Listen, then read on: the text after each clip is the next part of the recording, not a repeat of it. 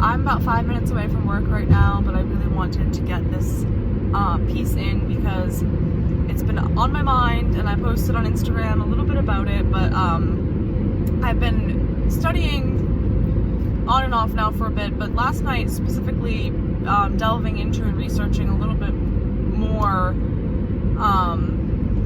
the kind of like the foundation of the United States of America. So we all know the Declaration of Independence and our Bill of Rights and our Constitution, and we're vaguely familiar, at the very least, with these these acts and these different things that were put into play in the beginning of time. There's the beginning of our time in the United States, and building something just so much different than anybody else ever had. We were the first, and are the first country, really.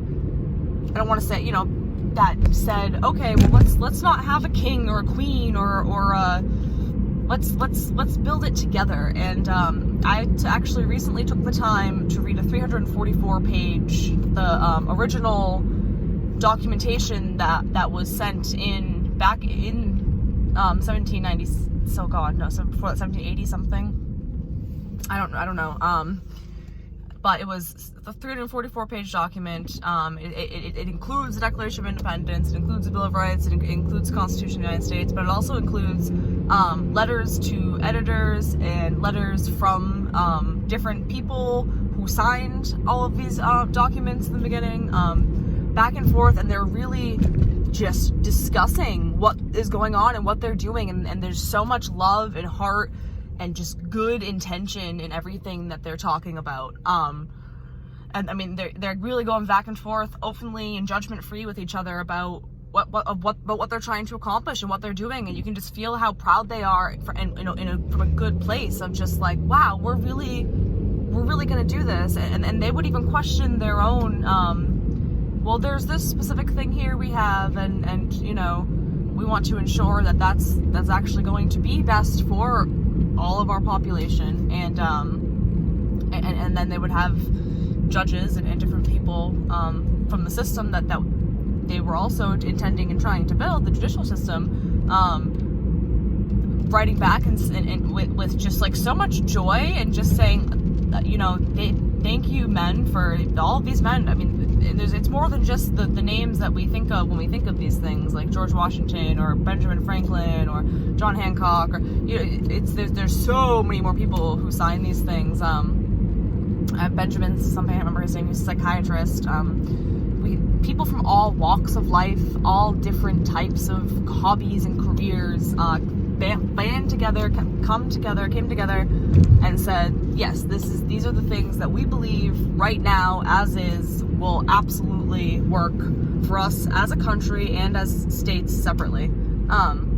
And then the George Washington's farewell address, written in April of 1796 and published in September, he talks about the concerns about really just like staying stuck in a lot of ways. He says that human beings are human beings, and a lot of this is trial and error, and we are well intended, and so long as we continue to move forward with good intention, and we do not become obsessed with excess or obsessed with materialism, obsessed with other countries and what they're doing and how we can be more like them, that creates feelings of envy, feelings that create coercive behaviors and reactions. And he spoke on these things and said, they're pretty much inevitable. They're going to happen because we are humans, and we do have these, bits of us that are just like that, and we are obsessed with that type of power, and it's something that we all have a hard time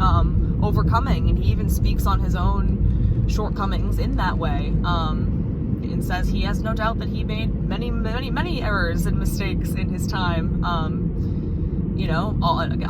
well intended, really just trying to do and be the best that he could for the country, and listen to his fellow people and his fellow man, and just talking about, sorry, now I think I might have gone the wrong way to work, so I think I might turn around.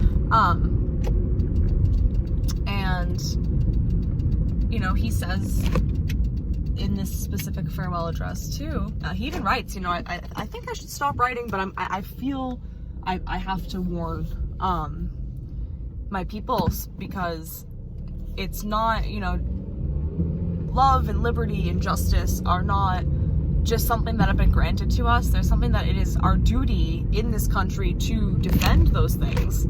And when we see those things being abused or broken or pinned against each other, he speaks a lot of the party system and how that is just pure evil and angst, and it's going to cause great suffering to our people. And he saw it happening even back in 1796 when, you know, he said, yeah, that's definitely going to be a thing, and that's going to happen if we allow that separation of state in that way, and that separation of party. That's going to create serious problems for us as a people, and then we're going to have to do something about that. And he writes, it's not about abolishing the government. You know, we have the ability to amend our constitution and whatnot, but it's my opinion that we've just done so much of that. There's been a lot of amendments made, and now it's very complicated, and we're to a point where a lot of people, you know, back when our country first began, I should say, a lot of people were on, like, knew what the laws were, what was expected of them and whatnot, and now there's just so many subcategories and sub-laws and things that we've had to do. It's good, it's positive, in order to move on and grow as a country, but now there's just so many that there's just a lot of confusion, and there's just a lot of brokenness within the system, and it's time to rectify it. It's time to stand up and come together in the same way that our founding fathers did and say, what can we do to make this better for everyone? We cannot cater to everyone. We cannot tell anyone how to live their lives. That's not possible. But what can we do in the same way that they did then? They took what we had, what we knew, and said, okay, what's the best thing that we can do with this? It's been years since then, and we've had many experiences. We've advanced in technology, in mentality, in physicality. We are better now than we have ever been as a human species, and it's time for us to nitpick our government and say, okay, how can we better adjust this so that there aren't people being in power that's also really just hurting them and their overall ability to grow and develop on this planet, because they don't even know exactly what to do with it most of the time. It's just this thing that encompasses you, and yeah, it's a spark that's turned into a flame and that has now engulfed our country, and it's time to put it out. So that's what I'm here for. I truly believe that. I know I cannot do it alone, and I really just want some opinions, some thoughts on any of these things, because yeah, I think that a lot of us, no matter where you are on the scale of race or spirituality or religion, or science, or wherever you are in poverty or richness, I think we all feel a very similar foundation of what's really going on here, and at least in moments, and those are those moments in between those moments that I want to focus on, and I want to be brought to light so that we can create a better world. Thank you. I gotta go to work.